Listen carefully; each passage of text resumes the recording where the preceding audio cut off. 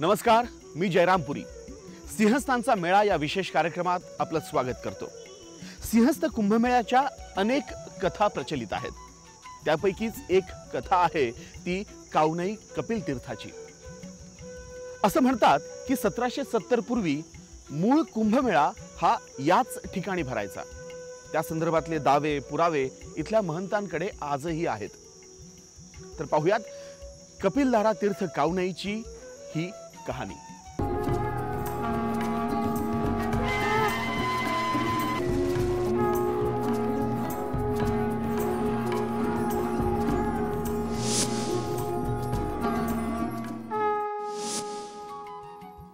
कपिलधारा तीर्थ कावनई अतिप्राचीन काळापासून प्रसिद्ध असलेली तपोभूमी। कपिल मुनींनी माता देवहूतीस सांख्य तत्वज्ञानाचा उपदेश याच ठिकाणी केला होता। राम आणि शंकराची भेट झालेलं पवित्र स्थान। संत रामदास, संत ज्ञानेश्वर आणि संत गजानन महाराजांच्या पदस्पर्शानं पावन झालेली पुण्यभूमी। आणि याही पलीकडे सिंहस्थ कुंभमेळ्याचं मूळ स्थान म्हणूनही कावनईचा उल्लेख आढळतो।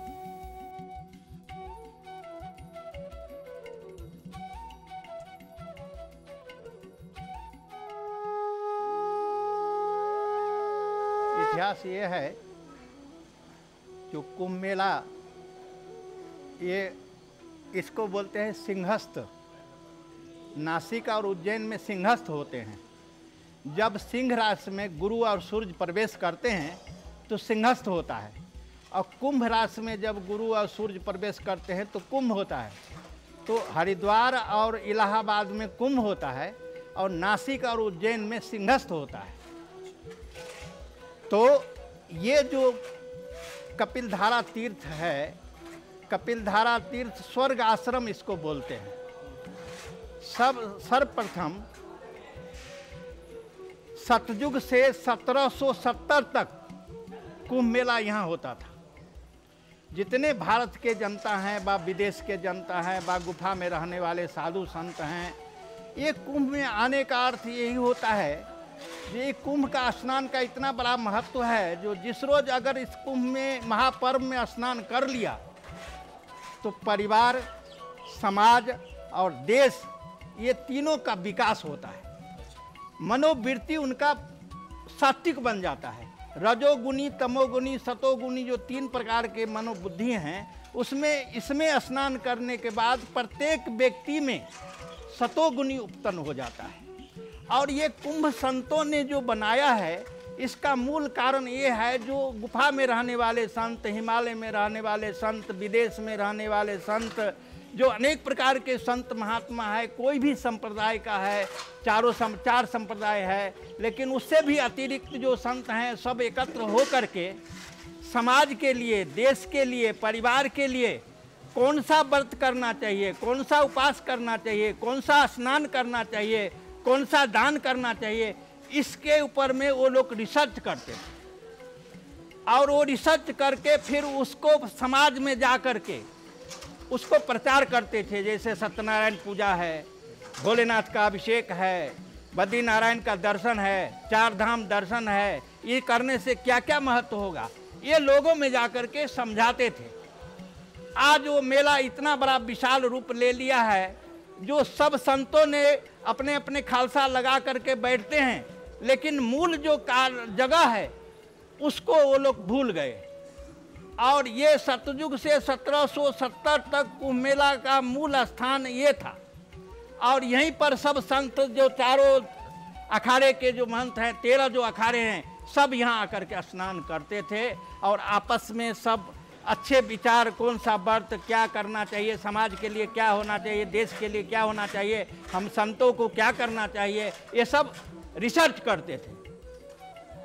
और उसके बाद में यहाँ क्या हो गया, जो धीरे धीरे खालसा बढ़ने लगा।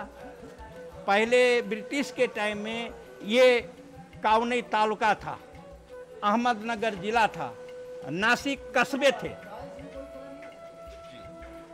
और यहाँ आकर के जो है मामलेदार, आज भी 16 गज का ध्वजा है जो ये किला पर फहराया जाता है 15 अगस्त को। तो ये तालुका प्रेस था और नासिक कस्बे थे, अहमदनगर जिला था।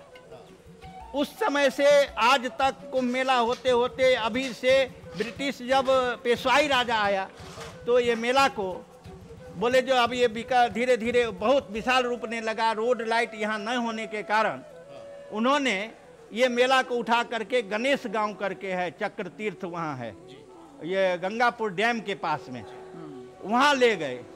अब उसी साल में इतना बड़ा आपस में झगड़े हो गए जो 12,000 साधु मारे गए। पेशवाई ने बोला जी ये मेला को तोड़ने से बहुत बड़ा असगुन हो गया, लेकिन वो पहले राजा ही उसका न्याय करते थे। तो दोनों पक्ष को, सन्यासी शिव उपासक और राम उपासक दोनों को बुलाए और बोले जो मैं तो मेला वहाँ कपिलधारा से तोड़ने के बाद बहुत बड़ा गलती हो गया, लेकिन अभी आप लोग ऐसा करिए जो शिव उपासक त्र्यंबक में चले जाइए और राम उपासक रामकुंड में। तब से रामकुंड और त्र्यंबक में कुंभ होने लगा। नहीं तो मूल स्थान ये है जो पहले सतयुग से 1770 तक कुंभ यहाँ होता था। ये पेशवाई पहले राजा लोग व्यवस्था, सरकार तो थी नहीं, राजा ही व्यवस्था करते थे और चिमनी लगाते थे। लाइट का व्यवस्था नहीं था, रोड लाइट नहीं था, जंगल इलाका था, तालुका प्रेस था लेकिन वो इतने छोटा सा तालुका था। तो इसके लिए उन्होंने बोला जब अब ये मेला को संभालने के लिए बड़ा विस्तार लेने लगा, मेला पब्लिक बढ़ने लगी, तो इसके लिए उन्होंने बोला जब यहाँ से उधर शिफ्ट करना है, रोड फ्रंट में त्र्यंबक और नासिक के बीच में रहेगा तो दोनों जगह के पब्लिक आकर के वहाँ ये होगा। लेकिन वो ऐसा जगह हो गया जो आपस के झगड़े हो गए, खाकी अखाड़ा के निशान काटा गया और 12,000 साधु मारे गए। पेशवाई ने फिर वो बोले जो ये तो असगुन हो गया, लेकिन उन्होंने फिर बंटवारा कर दिया। जो कोर्ट जब हुआ राजा के सामने, पेशवाई के सामने, तो उन्होंने ये बंटवारा कर दिया जो शिव उपासक त्र्यंबक में चले जाओ और राम उपासक रामकुंड में। तब से ये मेला वहाँ होने लगा। साधु लोग जगहों का रिसर्च करते थे। आप जानते होंगे जो राजा परीक्षित को श्राप लग गया, जो 7 दिन में सर्प काट के राजा परीक्षित की मृत्यु हो जाएगा। सनकादिक ऋषि नारद इत्यादि सब लोग आ गए और बोले जो देखो राजन, इस महल में तुम्हारा मुक्ति नहीं हो सकता है, क्योंकि ये मैंने बनाया है, मेरा है, ये तेरा है, यहाँ होता है, इसलिए यहाँ मुक्ति नहीं मिल सकता है। उसके लिए कौन सा जगह उन्होंने रिसर्च किया सनकादिक ऋषियों ने, तो सुक्ताल करके जगह है हरिद्वार के पास में, वहाँ राजा परीक्षित को ले जा करके और भागवत के कथा सुना करके मुक्ति प्रदान कराए। उसी प्रकार से शंकर भगवान को पार्वती जी बोला कि महाराज मैं राम कथा सुनना चाहता हूँ, लेकिन भोलेनाथ बोले ये कैलाश में इस कथा को हम नहीं सुना सकते। बोले क्यों? बोले यहाँ पर भूत प्रेत पिशाच शाकनी डाकनी अनेक प्रकार के जीव रहते हैं, इसलिए इसको एकांत कहाँ। तो उन्होंने अमरनाथ चुना, अमरनाथ में ले जा करके पार्वती जी को और राम कथा सुनाई। उसी प्रकार से भगवान कपिल के कर्मद ऋषि माता देवहूति 11,000 वर्ष तक तपस्या किए बिंदु सरोवर में, महिसाना के पास में गुजरात में बिंदु सरोवर है, वहाँ 11,000 वर्ष तक तपस्या किए। और तपस्या करने के बाद भगवान स्वयं वरदान दिए जो मैं स्वयं आपका पुत्र होकर के आऊँगा। तो भगवान कपिल के रूप में प्रकट हो गए और प्रकट होने के बाद में भगवान कपिल बोले जो हे माँ, गीता में भगवान बोले हैं जो छीने पुण्य मर्तलोकं पतंती, पुण्य छीन होने के बाद हम मर्तलोक में आते हैं। लेकिन भगवान कपिल बोले जो हे माँ, यम प्राप्तम न निवर्तन्ते तद धाम परम मम, जहाँ जाने से आना ही नहीं पड़ता है वो धाम मेरा है। उसी प्रकार से भगवान कपिल ने ये जगह को रिसर्च किया और अपने माता को 5 वर्ष की अवस्था में यहाँ ले आकर के और अपने माता को सांख्य शास्त्र का उपदेश दे करके स्वर्ग को भेज दिए। स्वर्ग में जाते टाइम माता ने आशीर्वाद दिया जो पुत्र यहाँ आकर के स्नान करेगा, मंत्र का जाप करेगा, वो मातृ ऋण से मुक्त हो जाएगा। गेली 36 वर्ष कावनई कपिल तीर्थाचा हा लढा सुरू आहे। नाशिक आणि त्र्यंबकेश्वर प्रमाणे कावनईला देखील सिंहस्थ कुंभमेळ्याचं महत्त्व प्राप्त व्हावं हीच केवळ इथल्या साधू महंतांची इच्छा आहे। एक अल्पशी विश्रांती घेणार आहोत सिंहस्थांचा मेळामध्ये आणि त्यानंतर पाहणार आहोत नाशिक आणि परिक्षेत्रातील तीर्थस्थळ आणि पर्यटन स्थळ।